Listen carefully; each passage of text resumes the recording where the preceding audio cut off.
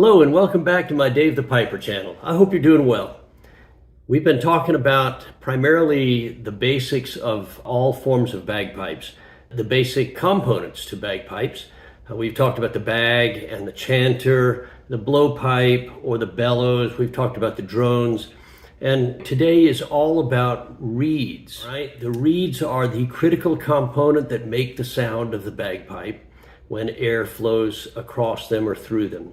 This topic of bagpipe reeds could generate an entire series of videos in and of itself. No! God, please, no! They're fascinating, they're complex. Adjusting and manipulating reeds is, to me, a little bit of a dark art. And I'm going to tell you right now that I am not a reed maker. I'm not an expert at maintaining. There are a lot of other videos and articles out there that are much better than I could ever hope to be at telling you how to adjust and manipulate reeds. I will tell you that reeds are very sensitive, and the slightest change can make a big difference in them. So let's get right into reeds. I'm going to change the aspect here so you can see what I've got in front of me. Okay, let's start by talking about reeds in general. A reed is generally made of cane or wood. Certainly in the old days they all were. Now we have some that are made of plastic. All reeds function by having air blowing either across them or through them, the blade of the reed to smack against whatever else there is. It moves air molecules, generates sound waves. This reed, by comparison, came from, I'm pretty sure this was from like a saxophone. And you can see that it's a single blade reed. And as the reed goes from the base to the tip of the reed, it gets thinner and thinner. It's almost paper thin. It's really quite beautiful. Moisture affects it. So humid environment definitely affects the sound and the quality of the sound that's produced by a bagpipe reed.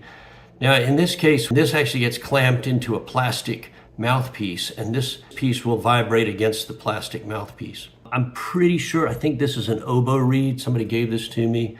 This is like a little tiny bagpipe chanter reed. Here's a bagpipe chanter reed, and this is the oboe reed.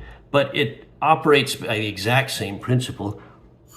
If I blow through this, this is called a double blade reed. And so what happens is that these two pieces of paper thin wood smack together and they create a sound. And as air blows through it, it draws those two blades together. I'll show you what the blade looks like from the top. A slight opening in the middle, and air flows down through here and on out through the chanter. Now, around this is the stock that goes up into the bag, and that's important because basically what happens is that you put this reed inside of a chamber and the air has nowhere to go except down through here, down through the middle of the reed. So this is what's going on with the reed here. As air flows through this reed, it draws these two blades. Now you got high pressure here, and as the air flows through here, you have low pressure here, and it literally sucks those two blades together in an instant. And of course, as soon as those blades are together, there's nowhere else for the air to go. All of a sudden, the pressure down inside the reed is at zero, and it pops open again. And now you have air flowing again, it draws it together, pops open. That's exactly what's going on. And it happens hundreds and hundreds of times a second. Like when I look at this little tiny oboe reed, that's what it sounds like. Now it's going to sound different when you plug it into the oboe. That's just for comparison. Let's go back to a typical Highland chanter reed. I could talk to you again all day about these reeds because they're shaped by the professionals, by the makers in two different ways. One's with what's called shoulders, others that are tapered, and they all produce a different effect on the tone of the reed and the durability of the reed as well. But if you blow through this, that's actually a really good sound for a reed that's not in the chanter. Now, if I put this in the chanter, it'll sound totally different.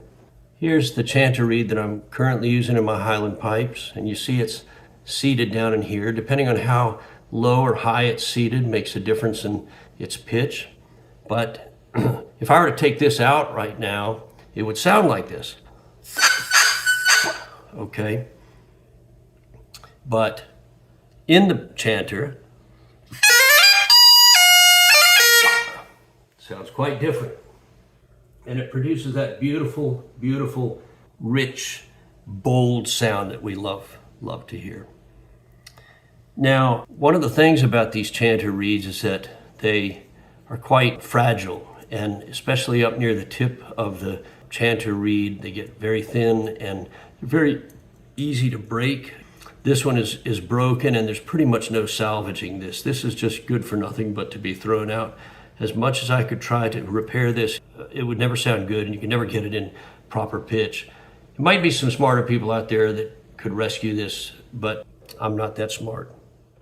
So I'm just going to leave this chanter reed. I'm going to go ahead and take these out because these are not part of bagpipes today. There's your chanter reed. I'll show you this one as well. This is made of plastic, but it's the same principle. It's two blades that are bound together over a staple. And this is for what's called a practice chanter.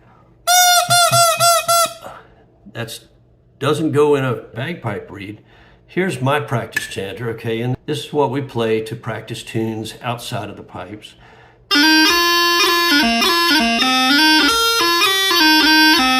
I'm blowing directly into it. This is not a part of the bagpipe, but you can see up in here, here's the reed. This is, most practice chanters today are just made of plastic. They're quite easy to blow. They're much less fragile than a cane reed, and you can break them. The funny thing about a lot of these is that they're made like this. These reeds here, this was the bass and two tenor, no, this is a chanter reed. These were from my old set of Gibson small pipes. And I talked to the guy once who made these. They literally made these blades out of Dixie cups. No kidding. If you get into the world of bagpiping, you'll soon find that you collect reeds for your chanters. Some are good, some are not. It's always good to have some around. When I first bought this was intended to be sort of a humidor to keep a certain amount of humidity, and I found that I don't think that's really necessary. Some people think that you have to keep it at a set humidity, but the truth is that reeds actually last longer if they're dry. Now, I don't mean really dry, but like, 30%, 40% humidity, standard humidity in an air-conditioned house here in North America is going to be just fine. And in fact, small pipes, you don't actually blow into with these. It's a bellows, and we've talked about bellows in another video. And because you're not pumping hot, moist air from your body into the reed, these reeds will last for years, whereas a typical Highland bagpipe reed, a chanter reed, will last only maybe 6 months to a year if you're playing the pipes pretty much every day or every other day. But I wanted to show you the chanter reeds. This is my McCallum small pipe chanter reed in D, so you can see what this chanter reed looks like. This protecting cap just comes off like this. And there you go. There's the reed. It's similar to a Highland pipe reed, but notice that the sides are vertical instead of flared. They're all engineered for this particular chanter. It has a totally different sound. But I love it.